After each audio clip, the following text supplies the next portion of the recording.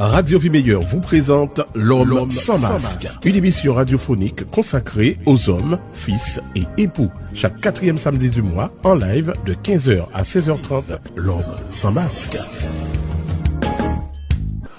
Le silence est d'or, mais quelquefois nous avons du mal à l'interpréter.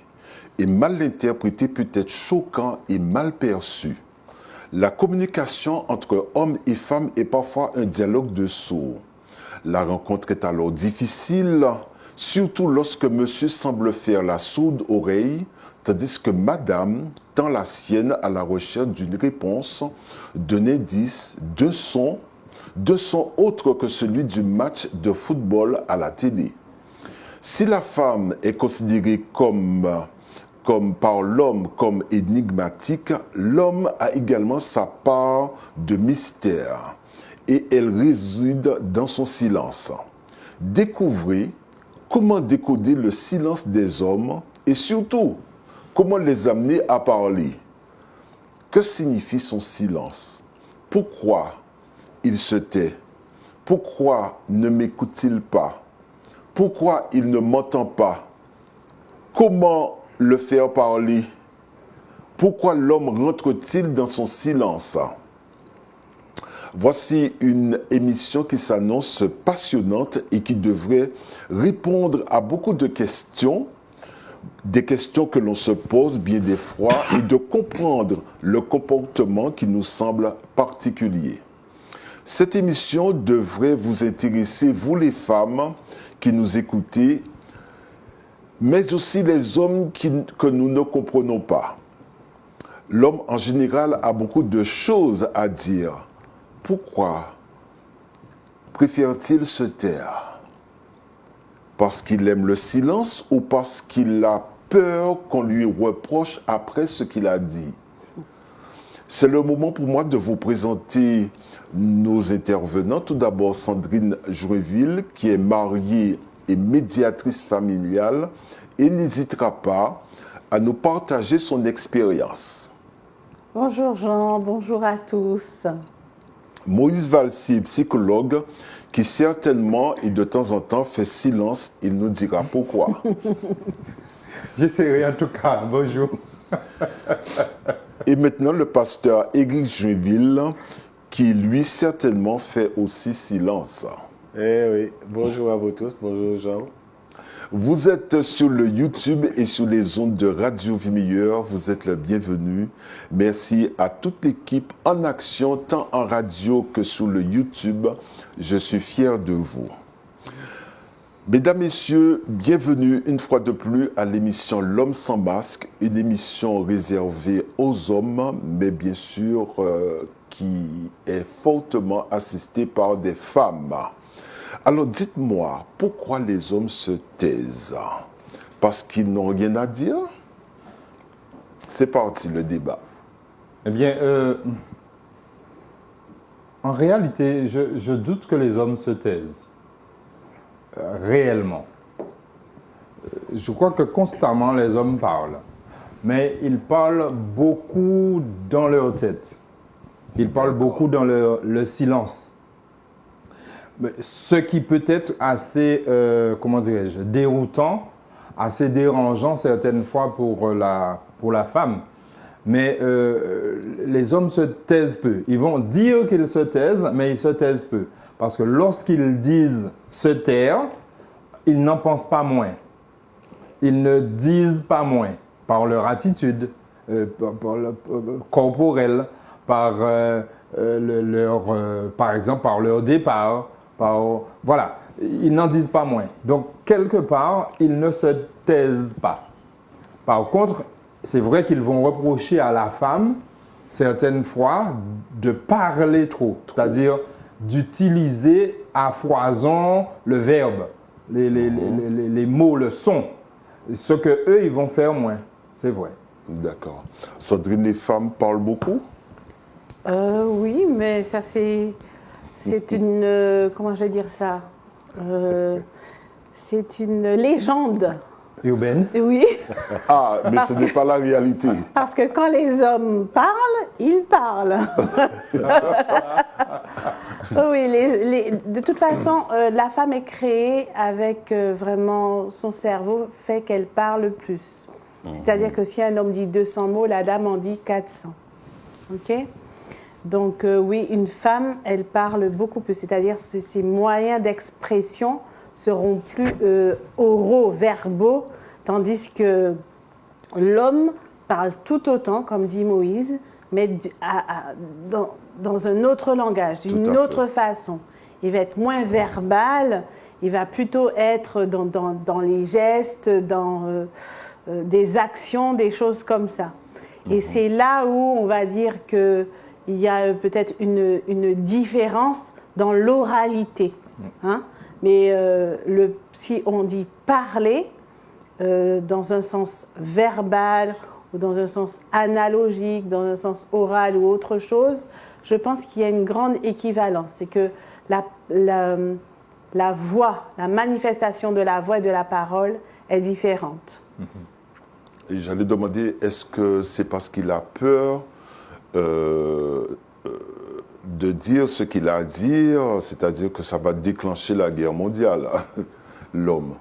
En fait, de ce que l'on note, d'un certain nombre de constats et de retours d'expérience, c'est que, comment dirais-je, l'homme n'a pas ou n'aime pas obligatoirement répéter. Et cette capacité qu'a la femme de répéter les choses, on va dire que sa capacité est beaucoup plus importante que l'homme. Maintenant, certaines fois, on va se dire qu'elle est beaucoup plus patiente dans ses répétitions. C'est pour cela que l'homme, quand il parle à l'enfant, il parle une seule fois. Il parle une seule fois, mais ce n'est pas parce qu'il est beaucoup plus patient, beaucoup moins patient, pardon. Il parle une seule fois, c'est parce que l'impact de sa tonalité, l'impact de sa voix, l'impact de sa posture, l'impact de son regard, l'imposant de sa posture va avoir un autre effet vis-à-vis de l'enfant, sachant que la relation que le père a avec l'enfant est une relation très souvent d'autorité, différemment de la relation que la maman va développer avec l'enfant, qui est très souvent une relation plus affective. On est plus dans les émotions, tandis que le père est plus dans l'ordre, dans le fait de poser les choses. Ça ne veut pas dire que la mère ne pose pas les choses, elle pose les choses, mais elle va les poser différemment et l'enfant va entendre autre chose, va vivre les choses, les mêmes choses dites par la maman ou par le père vont être entendues différemment de l'enfant. Alors, est-ce que cela explique que, par exemple, maman s'égosie à parler à l'enfant pendant, je ne sais pas, plusieurs fois pour dire la même chose, l'enfant elle a du mal à se faire obéir. Il suffit que papa arrive dans son silence et... C'est malheureusement ce qui se passe. C'est malheureusement ce qui se passe. Très souvent, je dis malheureusement parce que c'est un peu au détriment de la mère, parce qu'elle ne comprend pas très souvent, elle ne comprend pas qu'elle a déjà posé cet interdit ou posé cette demande à 4, 5, 6 reprises. Et que le père arrive, il ne dit même pas l'interdit. Le seul fait qu'il arrive, sa présence fait que l'enfant entre en exécution. Et ça, en fait, c'est comme si elle n'aurait pas, je dis bien, c'est comme si elle n'aurait pas d'autorité. Je le dis ainsi pour que ce soit les hommes, que ce soit les femmes, entendent bien que cela ne veut pas dire qu'elle n'a pas d'autorité. Véritablement. Alors, comment expliquer que certains hommes entrent volontairement, je dis bien volontairement, dans le silence, dans certaines situations? Alors, soit le silence, soit un mutisme. C'est encore différent. S'il s'agit des enfants, ça peut être aussi parce que la cohérence éducative n'est pas présente certaines fois. Alors, c'est-à-dire? La cohérence éducative, justement, je venais dessus, c'est-à-dire les deux parents ne se sont pas entendus Tout à fait. pour éduquer les enfants dans un projet commun. D'accord. Alors certaines fois, le père va vouloir ne pas parler et laisser la mère, quelque part, se débrouiller, hein, comme ça. Ça peut être aussi le fait que le père, certaines fois, est démuni. On le dit souvent, hein, qu'on n'est pas né parent, on apprend à être parent. Et un mode de défense peut être aussi le silence. Ok ? Quand c'est là, c'était pour les enfants. Quand c'est dans la relation du couple, ça va questionner plusieurs choses. Le mutisme ou le silence est à définir selon les situations. Ok ? Ce qui se passe souvent, ce que la femme réclame souvent, c'est d'être entendue. Et c'est-à-dire, comment je vais dire ça ? Nos us et coutumes, notre fonctionnement humain veut qu'on interagisse, qu'on réagisse. Et certaines fois, il n'y a ni réaction, ni interaction. Donc la femme, non seulement ne se sent pas entendue, mais aussi pas écoutée. Et l'écoute fait partie comment on va dire, des interactions.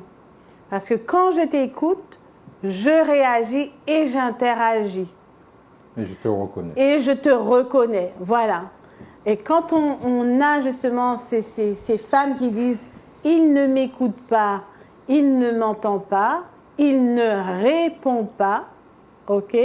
Ça veut dire quelque part, est-ce que ce que je lui dis a de la valeur, a du sens?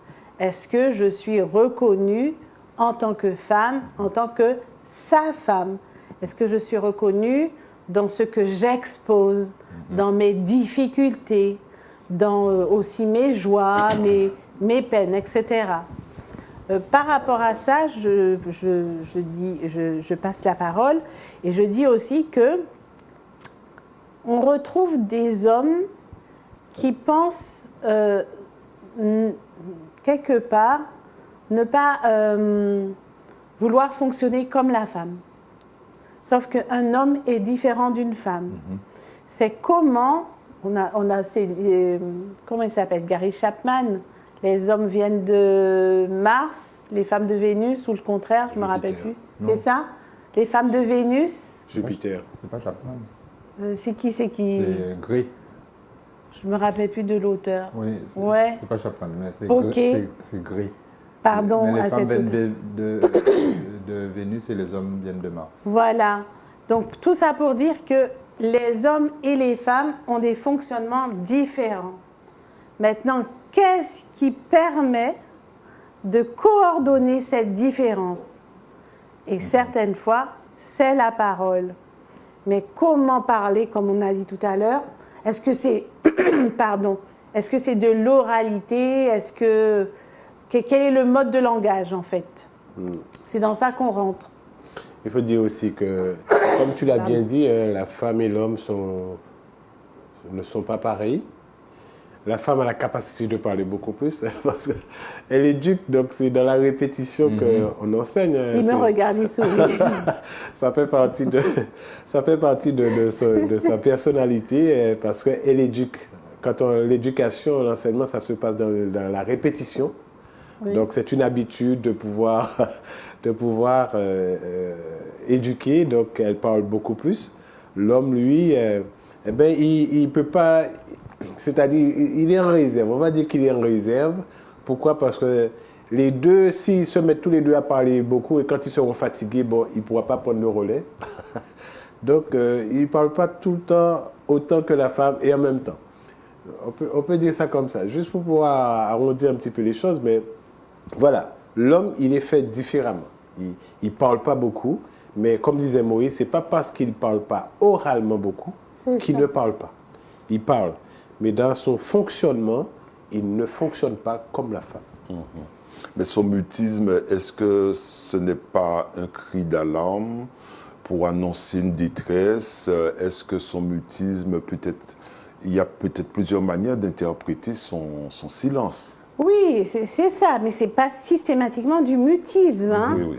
C'est pas systématiquement du mutisme. Ça peut être du silence. Quand on fait le choix, le mutisme. Voilà, et ça peut être aussi. Alors, faisons la comparaison justement entre son mutisme et silence.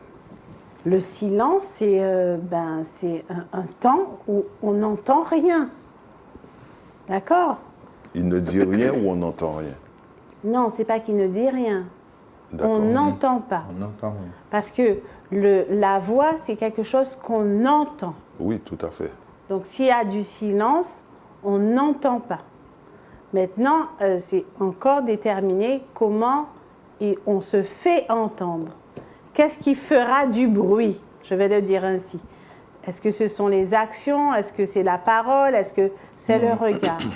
Le mutisme, Oui. c'est vraiment, on choisit d'être en inertie, de ne rien faire, de ne rien dire, de couper, d'être même absent. OK? C'est dû aussi au fait que quand le cerveau est tellement débordé que la personne est incapable de parler. Aussi. Le mutisme, c'est quelque chose vraiment... Ça peut être une défense, une réaction, mais ça peut être aussi volontaire. Quand on s'enferme, on dit, on ne parle pas. Voilà, il y a plus Mais rien. quelquefois, c'est une réaction du corps parce que le cerveau il est débordé et il n'arrive pas, donc il passe au mutisme. C'est sélectif, hein? Ce n'est pas permanent. Oui, ça renvoie au fait de se murer. On dit se murer dans le silence. Se murer. Comme si en fait la personne, effectivement, elle disparaît dans le mur. Voilà. Et voilà. En fait, on ne voit rien d'elle, on n'entend rien d'elle. Quelquefois, c'est aussi parce qu'on pense qu'il y a un danger. On pense qu'il y a un danger, alors il y a cette défense où on ne dit rien. Hein? Oui. On parle de mutisme. Voilà. Hein? D'accord. Alors maintenant, Oui, on parle de mutisme. alors, quels sont les moments qui poussent l'homme à entrer dans son mutisme? Attends, non, on va pas. Excuse-moi. Je vais trop vite. Oui, tu vas trop vite. C'est-à-dire, l'homme ne s'emmure pas systématiquement. D'accord. OK? L'homme est dans un silence. Mais dans ce silence, ça ne veut pas dire qu'il ne s'exprime pas. D'accord. Voilà. Hein? Ce qui va pousser l'homme à premièrement rentrer dans un silence, dans un fonctionnement, un langage différent, c'est qu'il est différent de la femme. Il ne s'exprime pas de la même façon. D'accord. D'accord? Et c'est cette différence-là qu'il faudra questionner. Et c'est pour ça que dans le silence, le titre c'est « La voix de l'homme dans le silence ». Et c'est là où le couple qui se construit, la famille qui se construit, est-ce qu'elle arrive, et je pose la question, à identifier la personnalité, le tempérament, les habitudes éducatives ou les habitudes de communication ou autres. C'est ça qui va nous permettre de définir s'il y a un mutisme ou s'il y a juste du silence. Oui, c'est ça. Et comme disait Sandrine, c'est vraiment la voix de l'homme dans le silence, c'est-à-dire le silence. Pourquoi le silence? Pourquoi le silence? Et quand on parle de voix, donc quand on dit voix, normalement c'est opposé. Hein? Tout à fait. C'est opposé, silence et voix. Donc on entend la voix dans le silence. Donc ce qui veut dire que c'est un langage qu'on peut décoder. Oui. C'est un langage qu'on peut décoder, mais ça veut dire que ça va se développer au sein de la famille. Ça va se développer. Il n'y aura pas de surprise normalement. Tout à fait. Il ne devrait pas avoir de surprise. Donc ce qui veut dire, s'il ne devrait pas avoir de surprise, ça veut dire qu'on s'attend à ce que l'homme ne parle pas beaucoup. Parce que souvent, remarquez, quand un homme parle beaucoup, on dit il parle comme une femme. Mais qu'est-ce qu'on entend quand on dit qu'il parle comme une femme? Il parle beaucoup comme une femme. Ça veut dire que, est-ce que l'homme ne doit pas parler beaucoup?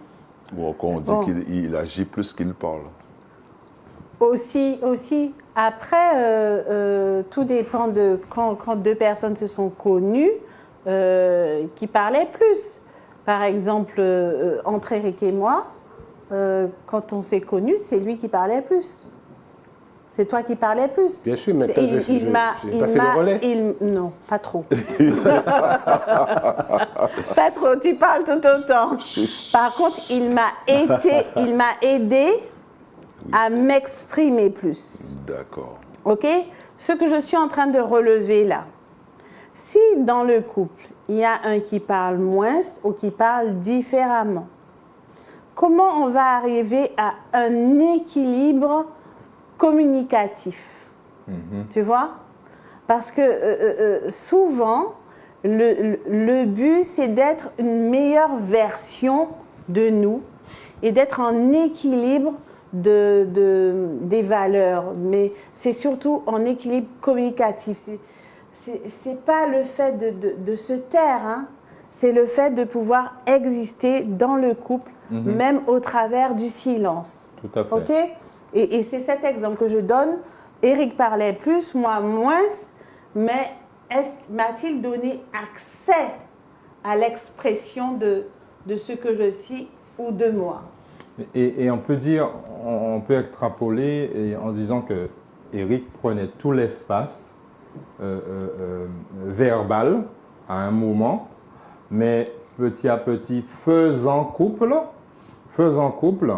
il a donné l'opportunité à l'autre de pouvoir aussi participer à cet espace verbal et rééquilibrer les choses. Et certaines fois, l'homme, en fait, même dans son absence, sa voix va être entendue. Même alors qu'il n'est pas là. Et c'est comment, effectivement, quelque part, dans cette voix de l'homme, dans le silence de sa présence, dans le silence de ses mots, de sa voix, comment est-ce que sa voix, finalement, est malgré tout entendue, comment ses règles sont malgré tout mises en œuvre, comment, effectivement, il existe.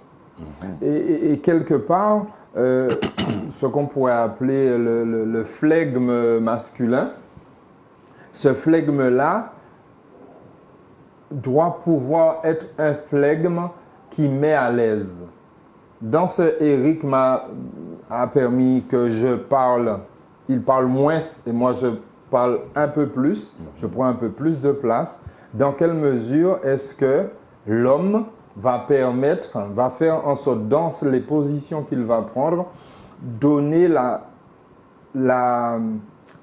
donner plus de place à la femme et comment elle-même aussi va pouvoir s'appuyer à certains moments sur ce flegme, sur la voix, sur l'identité de l'homme, du père, pour pouvoir exercer elle-même sa propre autorité.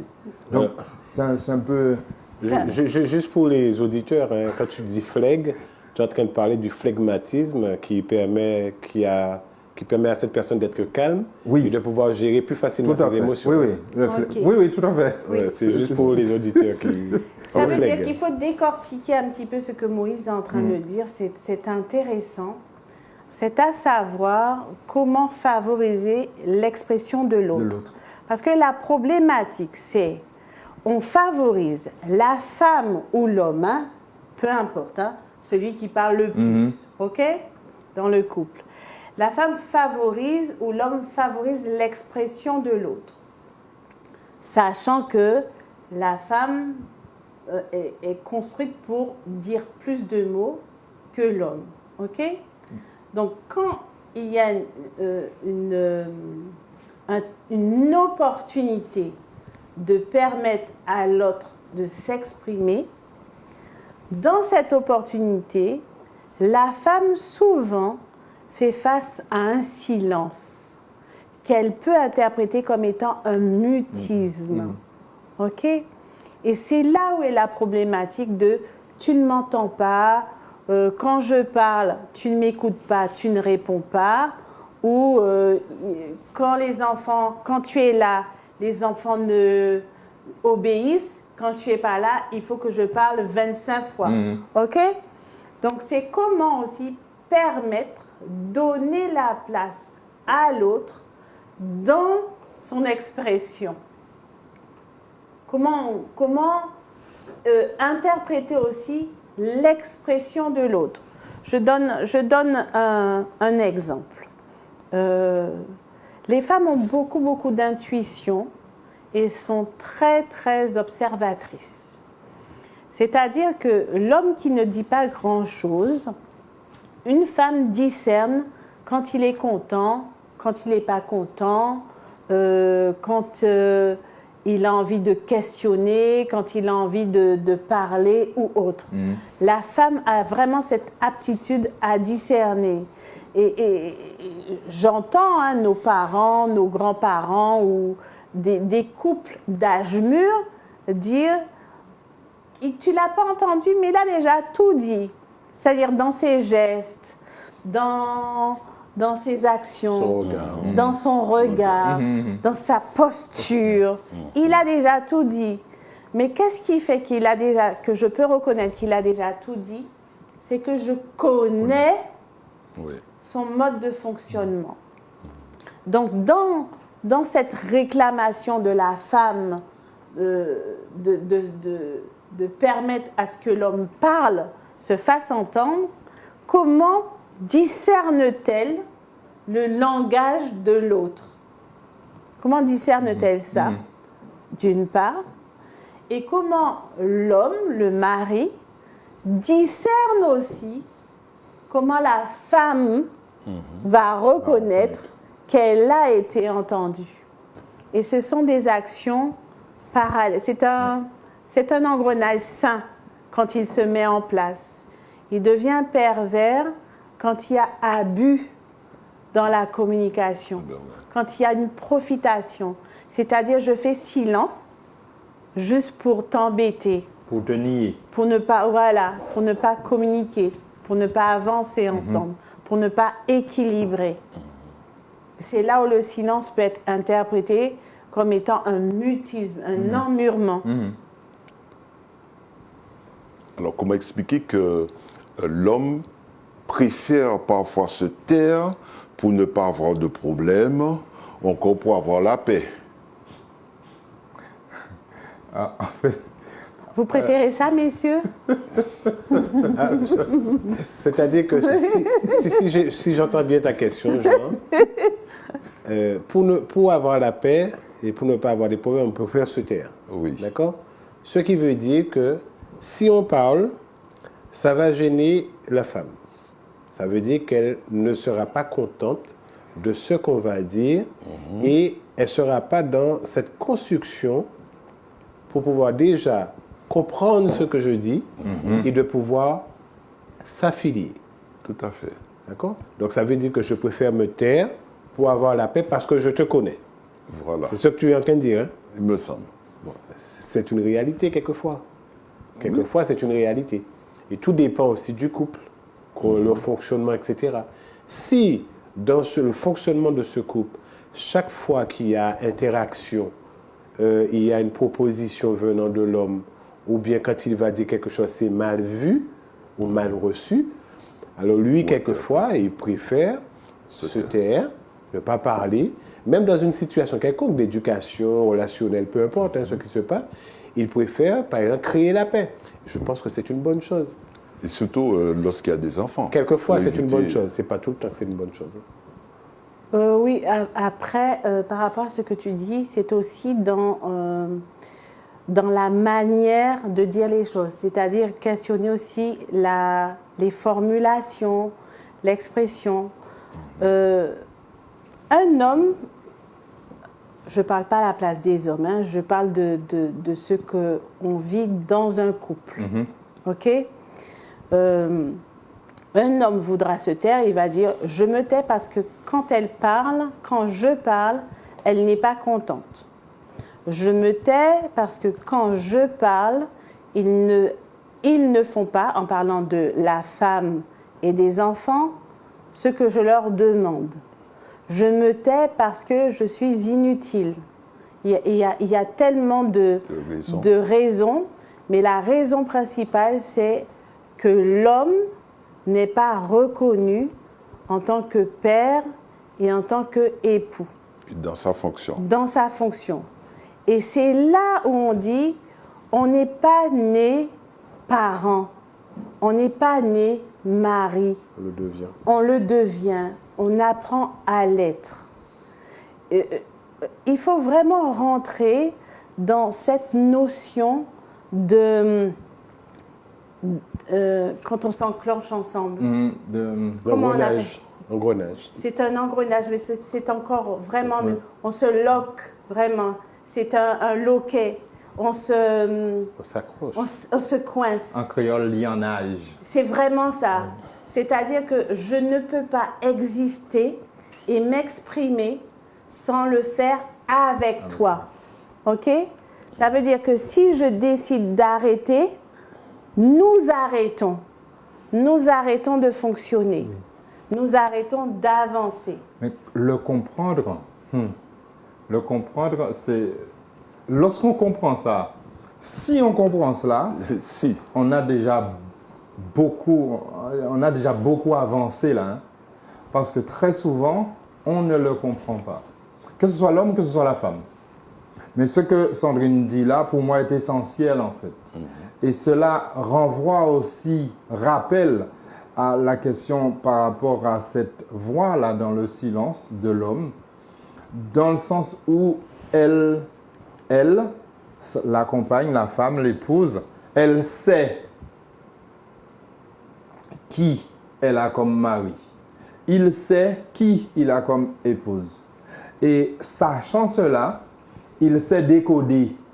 Elle sait aussi décoder. Oui. Elle sait aussi entendre cette voix-là dans le silence. Il sait aussi entendre ce qu'elle dit par ses répétitions. Et donc, ce lianage-là, cet enchaînement-là, tu as parlé d'engrenage, c'est-à-dire que chaque maillon est essentiel à chaque maillon. C'est Tout à ça. fait. Donc, si je ne l'entends pas, il y a un problème. Si je ne l'entends s'il Pas ne dit obligatoirement, rien. non, pas obligatoirement il y a un problème. C'est pas obligatoirement qu'il y a un problème, c'est qu'il y a telle chose. Mais c'est pas obligatoirement Oui, un problème. c'est ça. Oui, oui. Il y a un message que je reçois, que je décode de façon, comment dirais-je, Particulier, original. non, de façon précise. Oui, voilà. C'est-à-dire que je ne me trompe pas dans le décodage. Je ne suis pas... Et c'est cela en fait. Certaines fois, on est dans un décodage qui n'est pas optimal, qui n'est pas juste. Et on a besoin petit à petit, quelque part, d'exercer cette personne. Je me rappelle d'une assistante de direction qui parlait de son directeur et qui nous disait « ça fait tant d'années que je le pratique, donc je le connais, je sais ». Parce qu'on lui posait des questions « ah non mais je sais, ça fait tant d'années que je le pratique ». Et donc elle savait ce qu'il fallait faire, ce qu'il fallait dire, comment il fallait poser les choses. Et quand il disait, elle savait. C'est ça. Voilà. Et donc finalement on s'habitue, on a construit quelque chose. Tout à fait. Et c'est pour cela que quelque part, il faut bien entendre le sens aussi de la conjugalité ou de la famille. On a besoin de passer du temps ensemble pour apprendre à se connaître et pour être optimal dans cette pratique-là, la pratique de l'autre. Comment je vais faire avec l'autre, ce que je vais entendre de l'autre et comment je vais agir, réagir vis-à-vis de l'autre. Mais très souvent, en fait, ce qui arrive à se passer dans certaines difficultés, c'est qu'en fait, on n'entend pas. On n'entend pas ou on entend mal et on réagit mal. Et ce qui fait que finalement, le but poursuivi par l'un ou par l'autre n'est pas atteint et c'est les deux qui en souffrent en fait. Donc tu vois, c'est pour ça que quand tu parles, est-ce qu'il y a un problème? Pas obligatoirement. Il peut y avoir un problème, mais je vais identifier tout de suite le problème. Mais ce n'est pas qu'il y a un problème. Alors, que faire face au silence de l'homme, son mutisme, enfin? Est-ce qu'il faut lui faire parler? Est-ce qu'il y a une méthode pour favoriser son expression ou le laisser là dans son mutisme? Le mutisme n'est pas toujours le bon terme, parce que le mutisme, Voilà. c'est vrai que c'est pas seulement péjoratif, c'est une attitude de rupture. Oui. Le mutisme, c'est une attitude de rupture et très souvent volontaire. Voilà. D'accord? Et donc, en fait, si l'homme est dans la rupture, donc dans un mutisme, donc il se mure dans un silence, comme on a dit tout à l'heure, ça veut dire qu'il va falloir avoir des outils puissants, une masse, un marteau, un burin, un marteau-piqueur, pour péter le mur, pour pouvoir aller le faire sortir. Et lorsqu'on l'a fait sortir, pour le forcer quelque part, on n'est pas là pour forcer. Oui, et ça veut dire aussi ce qui peut sembler être un mutisme ne l'est pas. Voilà. Ça peut être une impression. Parce que on a besoin de, je dis on, l'être humain, certaines fois, a besoin de réponses simultanées. Et encore plus maintenant. C'est-à-dire que tu me dis quelque chose, je dois te répondre maintenant, mais ce n'est pas je dois te répondre maintenant, je dois te donner une solution maintenant à la demande que tu m'as faite. Oui. Certaines fois, les demandes prennent du temps à répondre. À venir. Oui, à venir. Les réponses prennent du temps à venir. Et d'où aussi le flegme de l'homme. Il va prendre son temps pour pouvoir analyser, pour pouvoir réfléchir. On trouve des femmes comme ça, hein, Oui. mais l'homme a ça quand même en lui. C'est ça. Il est assez flegmatique, il aura une prise de recul plus intéressante parce qu'il va moins agir sur l'affect. Oui. Tandis que la femme va agir sur l'affect et tout de suite, il faudra résoudre le problème posé. D'accord ? Et l'homme va dire, bon, on va analyser, on va réfléchir. Ça génère des frustrations. Oui. Donc, si ça génère des frustrations, ça va générer « tu m'entends pas, je te parle, tu réponds pas, je te dis des choses, jusqu'à aujourd'hui, tu l'as pas fait ». Il y a souvent une vidéo qui tourne, c'est une femme qui demande à un homme d'aller clouer quelque chose sur le mur et l'homme est assis et 2 secondes après, la femme passe avec son échelle. C'est comme si depuis le temps que je t'ai demandé, tu n'es toujours pas arrivé. Mais c'est vraiment l'image du couple dans la vie de tous les jours. C'est-à-dire que l'homme va prendre peut-être 10 minutes pour faire quelque chose et la femme 1 minute.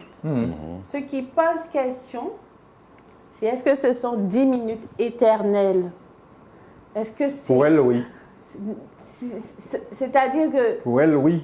Elle est toujours dans l'attente. Elle est toujours Oui, dans l'attente, oui, mais oui. dans une attente qui dure 1 an, 2 ans, 10 ans. Ça fait un moment que je t'ai demandé, tu es là, tu fais rien. Ah, Et c'est- certaines fois, on a une réponse, je vais le faire. Oui, oui. L'intention est là. L'intention est là. C'est ça. Mais L'intention est là. où est l'action? Et elle attend l'action. C'est ça. Après, ça dépend dans quel fuseau horaire qu'on est. Non, mais une chose est sûre, c'est que là, je fais quand même, j'apporte une précision concernant le flegmatisme. Il faut faire des différences, comme ça on pourra répondre à la question de Jean et par rapport à ce que tu viens de dire. L'avantage, le point fort du flegmatisme, c'est qu'il sait écouter, il est empathique, il a un sens profond du devoir et de la coopération. Il a une volonté de faire presque toujours caché et il est constant et persévérant. Il est difficile de lui faire perdre son calme. Donc, Il est vraiment dans... Oui, oui, c'est oui. ça. Ça veut dire que son avantage, s'il est flegmatique, c'est-à-dire il va savoir écouter et il va faire pour toi. Par contre, s'il ne le fait pas, C'est ça. s'il ne le fait pas, alors on n'est pas en train, on peut se poser une question, c'est soit ce n'est pas du flegmatisme, ou soit il y a un autre souci. Parce que s'il est flegmatique, logiquement il a ce sens Il de peut avoir pouvoir coopérer. ce qu'on appelle la flemme. D'accord? Il peut avoir la flemme, il peut être- et aussi il peut avoir... Procrastiner. C'est ça, mais il peut avoir cela. Il peut aussi avoir une mésentente. Oui. Et ça, il peut avoir une mésentente. Et là, cette fois-ci, volontairement, il reste dans le silence. Il fait le choix de ne pas parler. Et Donc, dès il lors, s'emmure, alors. et dès lors, là, Non, il ne sent- s'emmure pas. Le s'emmurer, c'est déjà aussi se protéger. C'est parce qu'on a peur de quelque chose. Mais là, il ne s'emmure pas, c'est qu'il attend. Non, il C'est-à-dire qu'il secoue. n'est pas en accord. Il n'est pas en accord avec l'autre partie. Et il pense que pour qu'il puisse fonctionner, il faut avoir quand même des éléments bien précis pour permettre un meilleur fonctionnement. Donc, il va utiliser son silence pour mettre une pression. Il va mettre la pression comme, comme les timides, comme les personnes timides. Alors, il y a un Oui. souci là, Oui, il y a quand un même. souci. Il y a un Il y a un souci. souci. Il y a un souci. Il y a un souci. Le souci, c'est la dissociation. Oui. là. Le souci, Oui. c'est la dissociation. Le silence n'est pas fait pour se dissocier. Le silence, il est fait pour un temps de répit, un temps de réflexion. OK? Et c'est ce que tu es en train de définir dans la définition du flegmatisme. Oui, oui. OK? Mais si, et je le dis bien, si le silence est là pour dire fais tes affaires, je m'occupe de rien, prends tes responsabilités, moi les miennes, alors il y a une dissociation. Oui. Nous avons bien dit tout à l'heure que, et Moïse est en train de dire, de souligner, qu'il faut comprendre, réaliser le lionnage. Ce côté je ne trouve pas de le faire mot. un. De nouer. De se nouer, mais c'est vraiment s'intégrer l'un dans L'un dans l'autre. l'autre. Je ne trouve pas l'expression. Se elle va lier, venir. quoi. Oui, mais c'est vraiment quelque chose qui est, si le mouvement se fait, C'est tous, c'est c'est ensemble. une imbrication. Imbrication.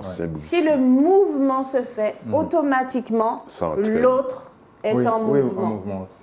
D'accord? Mais s'il y a cette dissociation, alors il n'y a pas de Oui, il n'y a pas de mouvement mouvement commun.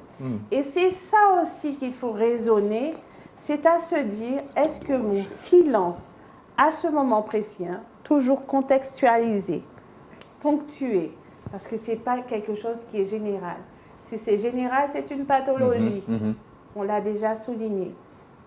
Si à ce moment-là, le silence va nous servir à tous les deux, au couple ou à la famille s'il y en a une. C'est toujours ça, c'est-à-dire c'est l'utilité de construire et de façonner ce un-là. Alors, ce qui veut dire que il va falloir joindre au flegmatisme le pragmatisme. Parce qu'on peut se poser la question, pourquoi l'homme, quelquefois, il reste dans le silence. Parce que Sandrine a évoqué tout à l'heure là, quelquefois, eh bien, la femme n'est jamais d'accord de la façon qu'il s'y prend. Pas toujours. Non, quelquefois. Oui, Non, Oui, pas comme toujours tu dis d'accord. jamais. Pas toujours, comme tu as dit, jamais d'accord. oui, pas toujours d'accord. Pas toujours d'accord. C'est vrai, et c'est bien de faire attention à ça. Pas toujours d'accord, d'accord? Mais la façon qu'il a fait, c'est pas comme ça qu'elle aurait fait. Voilà, c'est pas comme ça qu'elle aurait fait. Mais le pragmatisme dans cette affaire, c'est qu'il faut regarder est-ce que la chose est faite. Peut-être ça n'a pas été fait comme tu le souhaites, mais voilà. Et au moment où J'ai tu fait. le souhaitais. Il montre quelquefois une vidéo où un homme, qu'est-ce qu'il fait? Sa femme n'est pas là. Et il décide d'organiser un repas pour que quand sa femme rentre, d'accord? Quand sa femme rentre, ou bien qui prépare une table, mais il a préparé des mets, tout cela. Et voilà, la femme monte, etc. Mais la femme va voir l'ensemble, et quand il va rentrer, ce qu'elle va voir, c'est que la cuisine n'est pas bien rangée. La vaisselle n'est pas encore bien faite, parce qu'il a tout préparé, Mais d'accord? il Mais il n'a pas eu le temps. La cuisine est dans Voilà. un vrai bordel. Mais elle n'a pas vu que tout ça, c'est parce qu'il était occupé à lui préparer un repas. Exactement. Le pragmatisme. Et la C'est-à-dire- prochaine fois, il ne le fera pas. Oui, qu'est-ce qu'il fait? Il dit, ah ben si c'est ça, comme tu n'es jamais content, mais c'est jamais bien fait, je me tais. C'est-à-dire, je ne fais pas. Je ne fais rien. Je te laisse t'en occuper parce que tu sais mieux faire. D'accord? Or, on a toujours dit que l'homme et la femme ne sont pas pareils. Ils ont des façons de faire qui amènent quelquefois au même résultat. C'est le résultat qu'il faut regarder. Après ça, il ne faut pas aller dans ce qui n'est pas légal. D'accord? Il ne faut pas aller dans ce qui n'est pas légal. Mais voilà, Il a sa façon de faire, mais voilà, il avance, il fait. Et c'est ce qui se passe au sein du couple et dans l'éducation de la famille. Eh bien, quelquefois, eh bien, quand l'homme s'y prend, quand l'homme décide de faire quelque chose, ou bien dit qu'il va faire quelque chose, eh bien, quelquefois, la femme, elle n'est pas contente parce qu'il s'en est pris comme ça. Et ce qui va se passer le jour suivant ou quelque temps après, quand la même situation va se présenter, qu'est-ce qu'il fait? Il reste dans le silence. Il va construire une dissociation. Il va Il va se dissocier. Il attend. C'est-à-dire, il attend. Il attend. Mais il attend quoi? Il attend. Et c'est pour ça qu'on dit tout à l'heure là, pourquoi la voix de l'homme dans le silence? Quand la femme passe son temps à parler, par exemple, même aux enfants, etc., et que l'enfant ne réagit pas, n'écoute pas, il suffit que lui, il arrive, il ne dit même pas un mot, il regarde, tout est réglé. Tout est réglé. Tu vois? Donc, quelquefois, il attend pour montrer aussi que je ne fais pas peut-être comme toi, je ne fais pas exactement comme toi, mais quand je le fais, ça marche. Oui. Et je viens à ton secours. Et il est venu au secours. Mais un moment, il laisse faire. Je ne dis pas que chaque fois c'est comme ça, ça se passe. Hein. Mais voilà. Alors, Moïse, comment tu réagis, Oui, Moïse? par rapport à l'exemple du repas, là, de cet homme qui a préparé ce repas pour son épouse, et lorsque l'épouse en rentre, elle ne voit que la cuisine en désordre. Moi, je dirais que et Eric disait que voir le résultat. Le résultat, c'est cette belle table, peut-être graissée pour elle. Mais je dirais que c'est l'intention qu'il faut regarder. Parce que la table aurait pu être aussi pas bien mise. Le repas aurait pu être brûlé, pas agréable, salé, j'en sais rien. Mais l'intention. Oui. La cuisine en désordre, c'est sale. Et le repas n'est même pas comestible. Mais il y a une intention derrière. Et c'est vrai que dans cette imbrication dont a parlé Sandrine, nous avons besoin de comprendre ce qu'on poursuit en fait, ce que nous poursuivons ensemble. Et dans cet acte-là de faire le repas, qu'est-ce qu'il poursuit cet homme-là? Ou qu'est-ce qu'elle poursuit cette femme-là? Parce que certaines fois, c'est les femmes aussi qui vivent ce genre de situation avec leur conjoint. Et ils voient simplement que pourquoi tu as dépensé autant d'argent pour faire tout ça alors qu'elle s'est donnée simplement parce qu'elle veut te faire plaisir. Oui. L'intention. Oui. Et cette intention, c'est de te mettre à l'aise. Et donc, nous avons besoin, dans la logique conjugale, dans la logique familiale, aussi d'interroger l'intention de l'autre. Quelle est son intention? Pas obligatoire, pas seulement. Il y a aussi ça, le résultat, donc dans ce pragmatisme, mais l'intention qui est poursuivie. Est-ce que c'est une intention noble ou est-ce que c'est une intention qui ne l'est pas? Et très souvent, ça l'est et on passe à côté et qui va dès lors, oui, créer des frustrations et mises l'une à côté de l'autre, mises bout à bout, qui vont créer justement de la dissociation.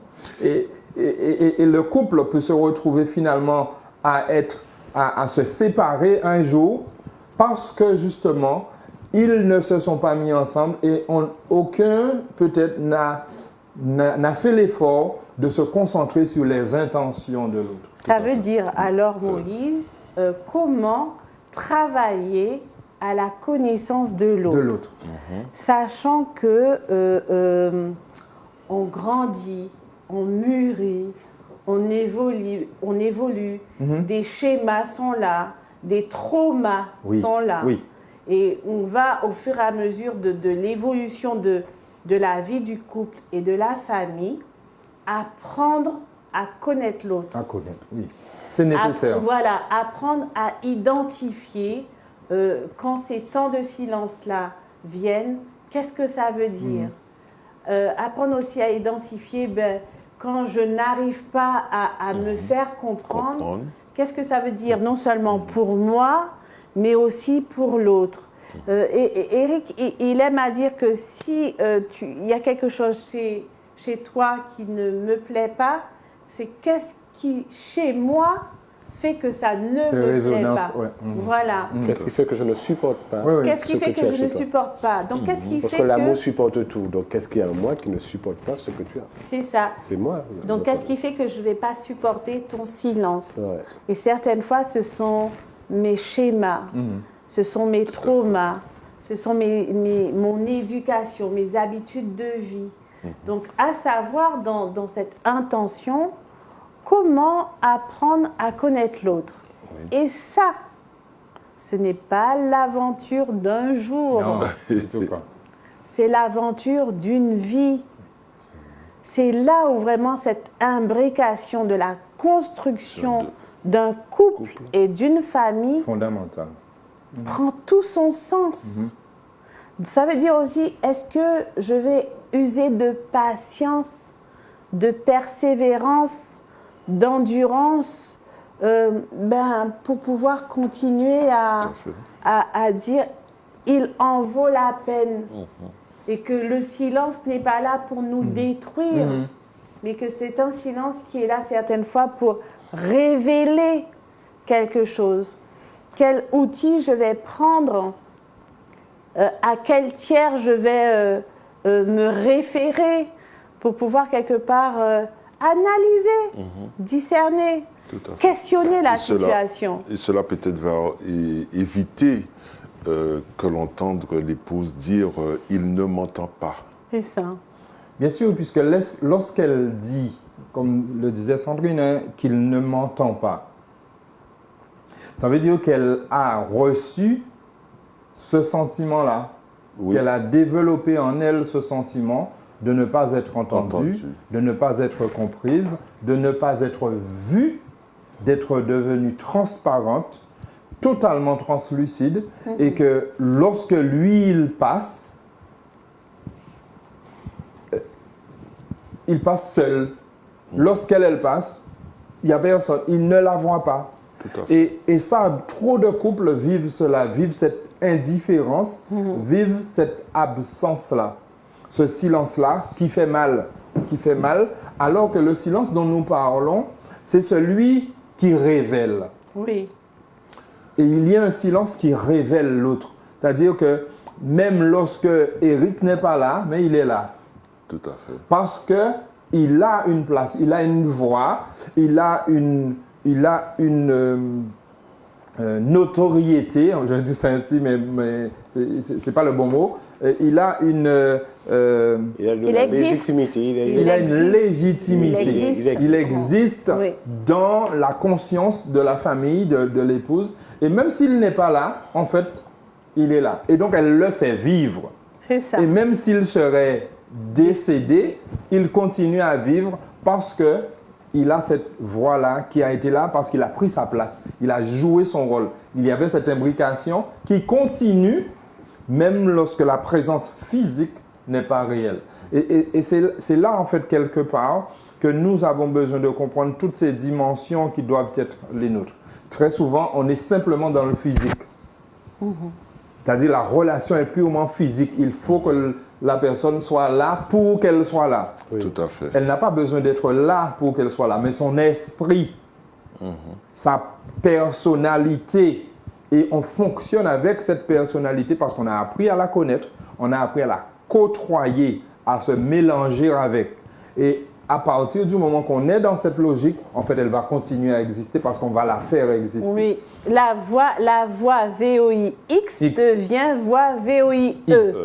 Exactement. Voilà, on rentre dans le schéma du cœur, plus que le schéma du corps. Exactement. Ouais, Exactement. exactement. C'est ça, en fait. Alors- Et ça, c'est une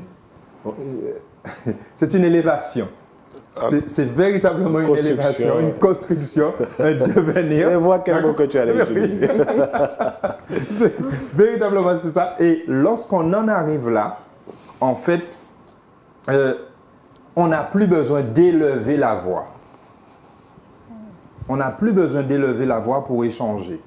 Parce que lorsqu'on se retrouve obligé d'élever la voix, je parle entre couples, hein, dans un couple, d'élever la voix, cela veut dire qu'en fait, on n'est pas encore arrivé à ce niveau d'imbrication et d'être ensemble, d'échange, d'osmose, de partage.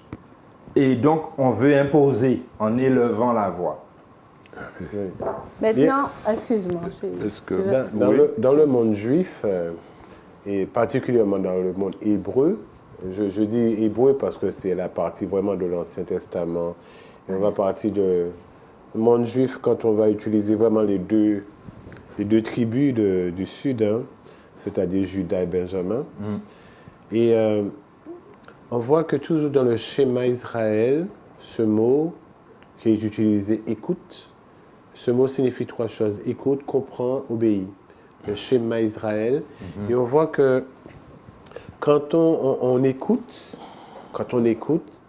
cela veut dire on prête attention. On prête attention et pour comprendre.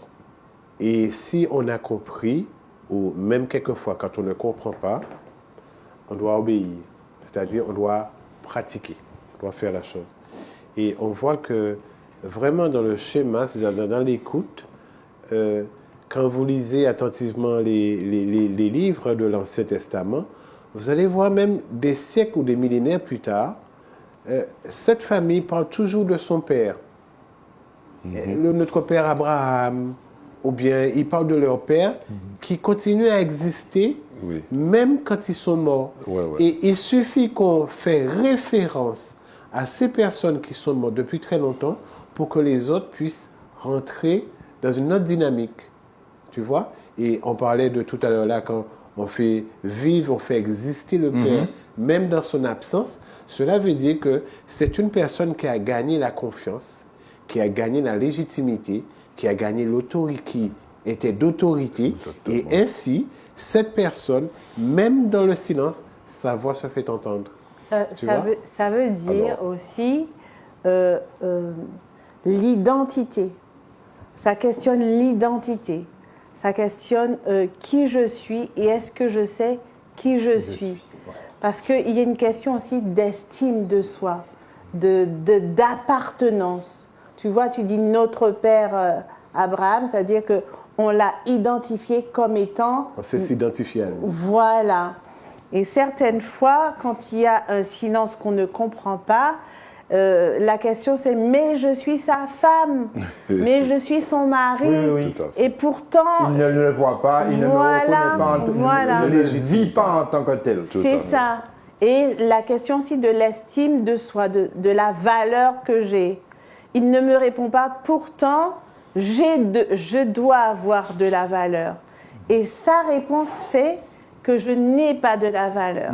Et c'est là où connaître l'autre, lui faire confiance, identifier aussi ses modes de langage, de fonctionnement, pourront pallier un petit peu et extraire, c'est bien ce mot-là, extraire des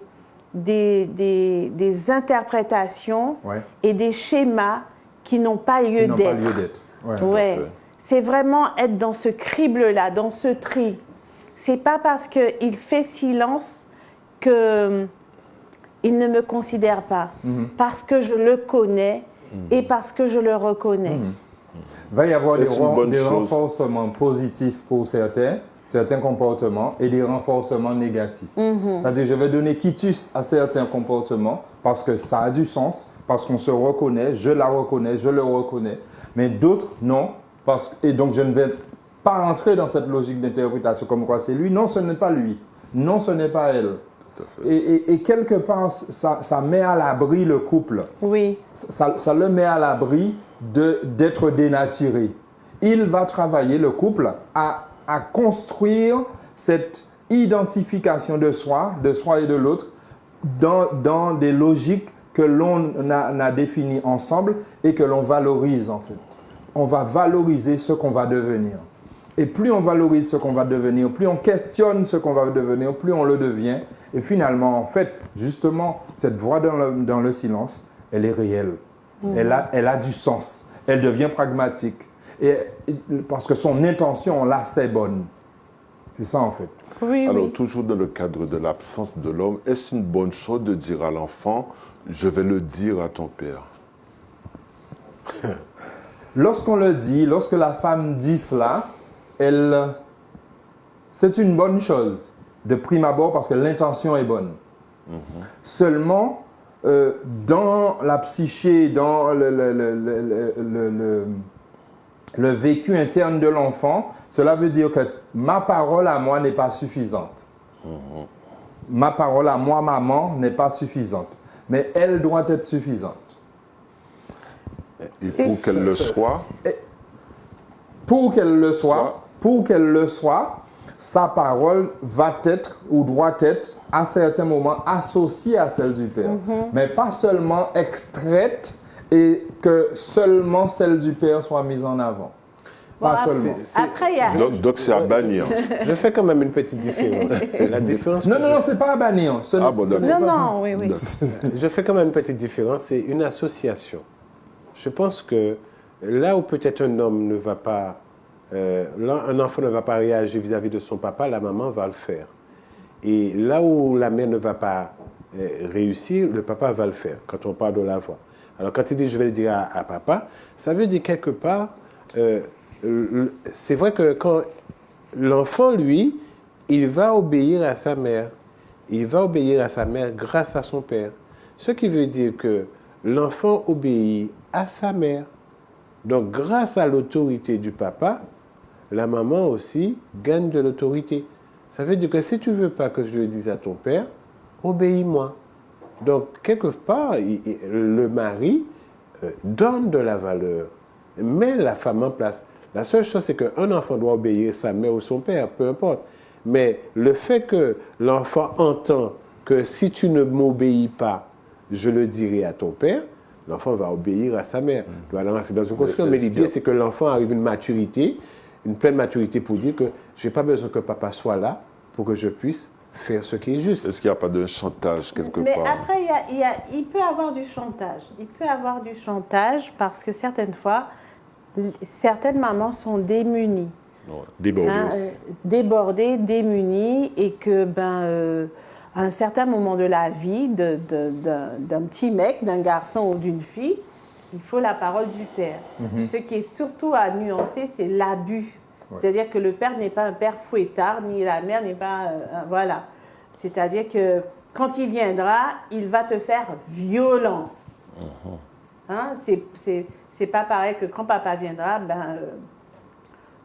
justement cette association, il faut que tu m'écoutes parce que papa et moi, papa et maman ont convenu que tu devrais obéir. As-tu besoin que papa confirme le fait que tu Yes. dois m'obéir? Voilà, là, C'est ça. C'est une Et association. voilà, Une c'est ça. dissociation. Tandis que quand papa viendra, il va te maltraiter et te faire violence pour que tu obéisses. C'est différent. Et là, ce qui est, oui, c'est différent. ce qui est à questionner aussi, c'est comment maman arrive à coordonner, et je parlais de cohérence éducative tout à l'heure, arrive dans le schéma éducatif à le mettre en place. À le parce mettre en que place. Donc à utiliser la voix oui, de père. certains parents sont démunis face à des garçons, certaines fois, qui font 2 mètres, et que certains parents sont démunis face à des jeunes filles qui deviennent des femmes. Et on ne sait pas toujours, c'est pas toujours évident. Mais c'est toujours faire cette nuance entre l'association de l'équipe parentale et l'abus, la violence. Et je viens aussi sur certains hommes qui vraiment se positionnent en abus, c'est-à-dire ils font un silence de façon abusive. Ils mettent le conjoint, la femme en difficulté. Et cette imbrication, ce lionnage, il n'a plus lieu d'être. Donc, C'est-à-dire, il faut avoir un équilibre. il faut cet équilibre et faire la nuance pour quelque part discerner, est-ce que je rentre dans de l'abus ou est-ce que je rentre dans l'exposition d'une difficulté? Ouais. Voilà. Et comment avec cette difficulté on va avancer, on va faire?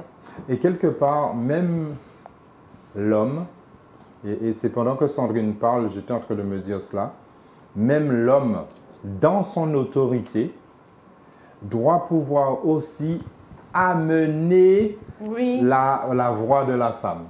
C'est-à-dire cette association, cette association-là, il doit la mener et ne pas se dire, comme je suis homme, je vais régler systématiquement les choses, mais ramener la mère, dire, bon, nous allons voir cela avec ta maman. Il y a cette situation-là pour véritablement faire voir qu'elle a aussi cette place. C'est-à-dire que ce n'est pas moi seul qui vais régler la chose, j'ai aussi besoin d'elle. C'est ça. À ton endroit, à votre endroit. Et donc, ça la replace dans une position d'autorité similaire. On est dans l'identique, dans la même type. Oui. Donc, tu viens de faire quelque chose qui est bien, c'est que tu as mis l'éducation des deux parties en même temps. Oui. Ça veut dire que c'est pas comme si, comme les deux flics, le bon et puis le mauvais, quoi. C'est-à-dire celui qui est brutal et celui qui est doux, quoi. Exactement. Ce sont des stratégies, d'accord. Mais dans la famille, c'est pas une stratégie entre celui qui est dur, celui qui est mauvais, d'accord. Alors, ce qui est important, c'est que vraiment les deux soient ensemble dans l'éducation de l'enfant. Et je donne un exemple. Justement, j'allais donner un exemple aussi. Un exemple dans le silence. Dans le livre de Matthieu, avant que Jésus ne soit arrêté, il dit à Pierre, tu vas me trahir. Pierre dit, jamais. Les autres peut-être, mais moi non. Tu sais. Et il dit, d'accord. Après ça, il dit, j'ai prié pour toi afin que ta foi ne défaille pas complètement. Et ça se déroule, on arrête Jésus, on l'emmène au Sanhédrin, et quand on l'emmène au tribunal des Juifs, et puis voilà, Pierre est questionné, est mis à l'épreuve. Et on va voir que Pierre, il se rend compte qu'il est en train de trahir Jésus, renier Jésus. Et qu'est-ce qui va se passer? Quand il va se rappeler de la phrase de Jésus avant que le coq te chante, tu me renieras 3 fois. Et il se rend compte que c'est ce qu'il a fait. On parle de coq qui chante. Le coq chante le matin. Oui. Au lever du soleil, à la première heure. Donc, vous imaginez le... 3h30. Non, mais ça maintenant, il y a beaucoup de lumière. Maintenant, ça a changé. Mais tout ça pour dire quoi? C'est que quand il va renier Jésus, le texte dit qu'il va se rendre compte que ce que Jésus a dit, eh bien, était au fond de son cœur. Jésus n'est pas en train de lui parler, mais la voix de Jésus dans le silence se fait entendre. Et il sort, il pleure amèrement. Ça veut dire que le père, vis-à-vis de l'enfant et vis-à-vis de quelle que soit la situation, c'est-à-dire quand il parle, il n'est pas obligé, et c'est ce qu'on disait du père, il ne parle pas tout le temps, mais ses paroles demeurent et on peut faire exister ces paroles sans qu'il soit là. Mais il faut que ce soit des paroles qui fassent vivre. Justement, ce sont des paroles de vie. Voilà, des paroles de vie. Et les pères, les hommes doivent prendre conscience de cela, aussi les mères, que leurs paroles à l'endroit de leurs enfants doivent être des paroles qui font vivre. À l'endroit aussi de leurs épouses et vice-versa. C'est ça. Ce sont des paroles qui fassent vivre, pas des paroles qui tuent. Pas des paroles qui négatives, qui nient, mais des paroles qui élèvent. Et lorsqu'ils sont dans cette logique-là, ces paroles-là vont marquer. Et dans les moments cruciaux comme celui dont tu parles concernant Pierre, ces paroles-là vont aider à grandir. Oui, construire, grandir. Oui. L'idée principale, vraiment, c'est de faire couple, faire famille. C'est vraiment ça. Et vraiment, souvent, certaines fois, c'est une erreur d'interprétation. C'est une erreur de langage, c'est une erreur de formulation. Là, je suis en train de souligner le droit à l'erreur aussi. C'est ça aussi qui amène la construction du couple. Tout à fait. On peut s'être mal comporté, on peut avoir parlé mal, on peut avoir fait une erreur de langage. Oui, ça arrive. D'accord? Maintenant, quel est l'espace que je crée pour pouvoir, des fois, vivre l'erreur, mais en discuter aussi. C'est pas une fin en soi d'avoir fait silence ou d'avoir mal interprété ou d'avoir mal dit les choses, mais c'est l'opportunité de réajuster, de refaire sens et de rester dans cette Cette imbrication, ouais, ce voilà. lionnage-là. Vraiment, c'est loqué, hein, c'est fini. Hein. Et donc, ça veut dire que tu parles d'opportunités, des opportunités nous sont données, et dans quelle mesure on est OK pour les saisir. OK pour les saisir. Et ce qui va faire qu'on sera OK pour les saisir, c'est cette conscience-là, longtemps posée, comme quoi on est là pour cela. Et le truc là, cette expression, l'amour qui supporte tout, c'est-à-dire que j'entre en conjugalité, j'entre en parentalité dans cette logique-là, dans la logique de supporter, dans la logique d'entrer en plaidoyer, d'échanger, pour que nous puissions effectivement conjuguer, lier, s'imbriquer. Mais si j'entre dans cette logique-là en me disant non, là c'est comme je veux que les choses vont se passer, mais pas dans la discussion, pas dans l'échange, pas dans la mise à plat, ben non. En fait, je vais imposer des choses, je serai effectivement vu peut-être simplement comme un père fouettard, et elle aura simplement, cette femme, cette facilité à utiliser cette voie du père fouettard. Mais oui, puisqu'il se positionne simplement dans cela. Oui, tu dis ça assez intéressant parce que quand on parle du père fouettard, c'est vrai que certaines personnes présentent toujours le Dieu de l'Ancien Testament comme le père fouettard. Et à tel point que, comment ils voient ça? Une fois, Moïse est sur la montagne et le peuple est en bas. Ce que le peuple entend, c'est l'orage. Moïse, lui, il entend des voix, mais ce que le peuple entend de loin, c'est l'orage, les éclairs, etc. Ils vont dire à Jésus, ils vont dire à Moïse, nous préférons que tu nous parles. D'accord? Donc, que Dieu nous parle. Pourquoi? Parce que, est-ce que c'était pédagogique? Est-ce qu'on a besoin toujours qu'on puisse élever la voix pour obéir? Est-ce qu'on a besoin que l'autre élève la voix, agisse avec force pour obéir? Or, peut-être c'était pédagogique pour dire au peuple là-bas, ce que Moïse entend, c'est ma voix. Mais ce que celui qui est hors de ma dimension entend, c'est l'orage. C'est l'orage. Quand il m'entend, hors de ma dimension, c'est l'orage. Donc, ça veut dire que si nous sommes dans la bonne dimension, la même dimension, ce qu'on va entendre, c'est la voix et pas l'orage. Donc, si dans la famille ou dans le couple, ils ne sont pas dans la même dimension, c'est sûr qu'on va entendre l'autre dans l'orage. Alors, Mais après... pour illustrer ce que tu dis, monsieur dit ce soir, personne ne sort. Et l'enfant arrive et l'enfant dit, papa, je peux sortir ce soir? Non, personne ne sort. Et il va voir maman qui dit, oui, tu peux sortir. Oui, ça c'est la cohérence éducative dans laquelle on parlait tout à l'heure. Mais ça rejoint aussi l'exemple d'Éric par rapport au reniement de Pierre. Oui. Il peut avoir l'intention de dire que, en tant que parent, on va faire les mêmes choses. On va aller dans le même projet. Voilà. OK? Et puis finalement, les situations vont faire qu'on va renier cette parole. Donc, on va dire, bon, comme je n'ai pas envie de subir la crise de l'enfant, je vais dire oui, alors que le père, il avait déjà dit non. L'idée après, c'est de savoir identifier, et tu as parlé de Pierre, tu as dit, il s'est repenti. Ouais. Voilà. Mais la repentance passe par l'identification d'une erreur. OK? Et tu as encore dit, dans ce que tu as dit, qu'il s'est rappelé de ce qui avait été dit. OK? Tout ça pour dire, ça peut arriver qu'il y ait des moments où monsieur et madame, maman et papa ont décidé de faire des choses, mais que la situation fait qu'ils ont fait tout autre. C'est encore pas une fin en soi.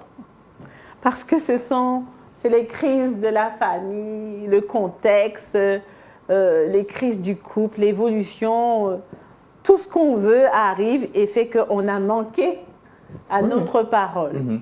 Maintenant, et c'est pour ça que je parlais de droit à l'erreur tout à l'heure, est-ce que les parents sont en capacité, les couples sont en capacité de s'asseoir encore une fois et de créer l'espace où on pourra discuter. On avait dit qu'il ne sortait pas. Pourquoi tu as dit oui alors que j'avais dit non? Qu'est-ce qu'il faut revoir? Qu'est-ce qu'il faut discuter? Et après, rappeler l'enfant, dire, bon, ben ça s'est fait comme ça, mais tu fais attention, la prochaine fois, ça ne se fera pas. Maman et moi, papa et moi, on s'est expliqué, on s'est accordé, et puis voilà. C'est vraiment raisonner le truc. Parce qu'il arrive des moments où, voilà quoi, c'est pas évident. Non, c'est pas évident. Et très souvent, la mise à dos, la mise dos à dos parce qu'une erreur a été posée, est la pire des choses en fait. L'emmurement, le mutisme, c'est la pire des choses. Oui. Et c'est vrai qu'il faut se le reconnaître, les hommes mâles sont adeptes de cela, du mutisme. Ils sont adeptes de ça, de rompre la communication. Et facilement. Et donc, nous avons besoin, les hommes, de prendre conscience que ces attitudes-là, elles ne sont pas bonnes. Elles sont à mettre de côté. La bonne attitude est celle d'entrer en dialogue, d'entrer en échange, d'entrer en discussion, de faire un sitting et de discuter et de trouver ce qui va nous permettre de fonctionner Si madame ensemble. veut, si madame veut. Ça Non, dépend non, des moments. le but c'est celui-là. Maintenant, après, c'est l'intention de chacun qui va venir Tout se à fait. rencontrer et pour permettre effectivement de faire cette rencontre-là. Mais moi, je dois être dans cette logique-là. Tout à fait. Chacun doit être dans cette logique-là. Alors, est-ce que quand l'homme n'est pas écouté, il doit s'enfermer? Parce que quelquefois, il se tait. Oui. Il se tait. Alors, peut-être il faut quand même comprendre ce qu'est l'autorité et le pouvoir. Oui. Les autorités différentes. doivent avoir le pouvoir. C'est-à-dire que il est d'autorité, mais tu dois lui donner le pouvoir. Et si tu ne lui donnes pas le pouvoir, il peut prendre le pouvoir. Ça veut dire que même si il n'est pas, cette fois-ci, ça s'est passé dans la famille, etc. Et voilà, il y a eu un quiproquo, la femme a voulu faire comme ça, lui, il a parlé de cela, ok? Mais qu'est-ce qui va se passer? C'est pas parce que cette fois-ci, qu'ils n'ont pas fait comme tu l'as souhaité, que tu dois décider de te taire. Oui, tout à fait. Au contraire, tu dois montrer que tu es là pour accompagner, pour qu'ils arrivent à être ensemble avec toi. Et c'est ça le pouvoir. Le pouvoir, c'est quand tu peux gagner les cœurs. Ça veut dire que c'est vrai qu'on n'avait pas obéi papa, on n'avait pas fait mon mari, c'est les choses qu'il nous avait demandé de faire, etc. On avait pris des mots ensemble, on n'a pas pu. Mais voilà, il ne s'est pas enfermé, mais il est revenu pour pouvoir m'accompagner, me soutenir encore à nouveau, pour m'aider à réussir. Et ainsi, nous faisons pareil aussi pour les enfants. Ouais. D'accord? Donc, celui qui est d'autorité, le mari, la femme aussi est d'autorité dans le foyer. Mais toujours, le mari a toujours autorité sur sa femme. Mais ce qui est important, c'est qu'il doit avoir le pouvoir. Et le pouvoir se gagne dans l'amour, dans la confiance. Et c'est ce qui est essentiel dans cela. Alors, comment allons-nous conclure cette émission La voix de l'homme dans le silence? Moi, je commence. Allez. La voix, c'est quelque chose qui vibre. Hein, c'est un ensemble de sons produits. À savoir, comment je peux identifier les différentes vibrations, même lorsqu'il y a silence. C'est assez contradictoire ce que je dis, mais c'est vraiment ça. Ce qui veut dire qu'un silence n'est pas une absence de vibration. Je sais pas. C'est vraiment contradictoire ce que je dis, mais c'est vraiment ça en fait. C'est ça. Le silence n'est pas une absence de vibration.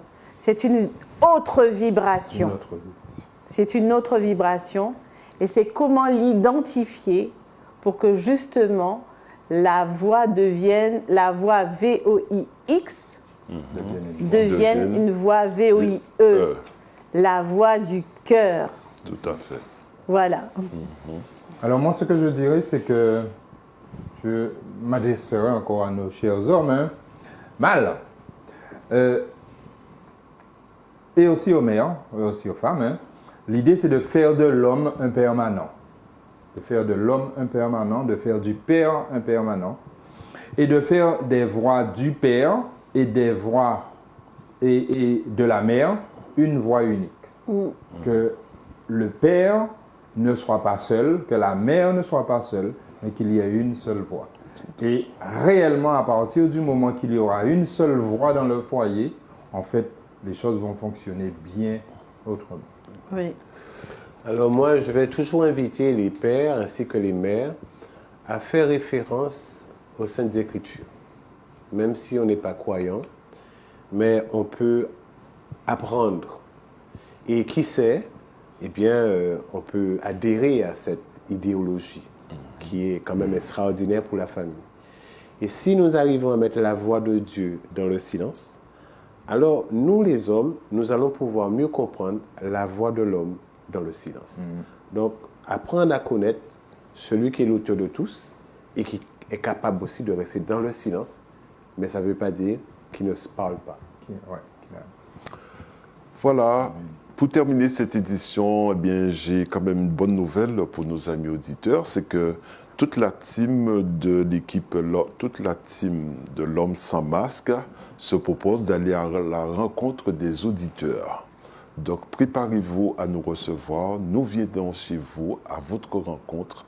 Et là, ensemble, nous pourrons discuter, nous pourrons présenter notre prochaine émission qui aura pour thème mérite, attente et don, enjeux et réalité. Donc, restez branchés sur la 93.3 et nous allons vous tenir informés du lieu précis et vous pourrez venir à notre rencontre. Allez, bonne soirée à tous et à toutes. Au revoir. Au revoir. Au revoir. C'était L'Homme sans masque sur les ondes de la 93.3 et le YouTube Live de Radio Vie Meilleure. Présenté, animé par Jean Holder. L'Homme sans masque.